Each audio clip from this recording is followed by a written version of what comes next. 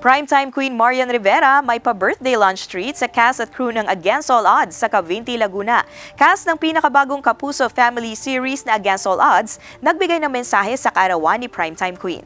Narito ang report ni Denise Abante. Simple yet elegant ang theme ng lunch treat para sa advanced celebration ng 39th birthday ni Kapuso Primetime Queen Marian Rivera sa set ng kanyang pagbabalik teleserye na Against All Odds sa Cavinti, Laguna.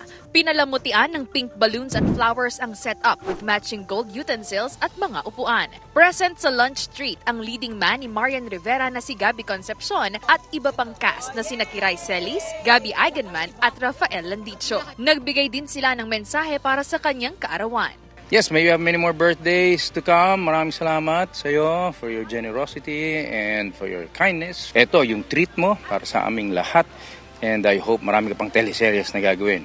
Happy birthday, Ate Yan. Thank you sa maliit na panahon pero talagang naging magkaibigan na agad tayo. Maraming salamat kasi marami ka napapasaya and na-inspire ng mga tao. More birthdays to come and God bless you and we love you. I always wish her the best. I wish her happiness. She still remains the same. Stay happy. Labis naman ang pasasalamat ni Marian Rivera sa mga patuloy na sumusuporta sa kanya, pati na rin sa kanyang co-stars. Ako sobrang thankful ako kasi dito sa set namin parang 24 oras yata nakatutok sila sa akin at inaalagaan ako. Naku, malapit na ako magbalik sa primetime kaya abangan nyo yan.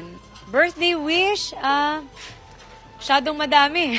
Masyadong madami pero sana magtuloy-tuloy itong mga pagtitaping, maraming masaya. Samantala, nagpahayag naman ng kanyang pasasalamat at reaksyon si Gabby Eigenman sa Instagram story ni Isabel na emosyonal habang pinapanood ang kanilang eksena kung saan namatay ang kanyang karakter na si Commander Robinson sa Voltes 5 Legacy kagabi. Tuwa naman ako kasi yan nga nagte-textan kami. Tapos technically we miss each other already. Iba naman talaga yung impact ng father-daughter or relationship iba talaga Bukod naman sa Against All Odds ay dapat rin daw abangan ng mga fans ang nalalapit na concert ni Gabby Concepcion at Sharon Cuneta. Surprise po yun. Hindi pa kami nagkikita at hindi pa kami nagre-rehearse. Palagay ko wala nang rehearsal to kasi on the spot na ang mangyayari nito. Lahat excited. Ang daming tumatawag sa akin, humihingi ng mga ticket.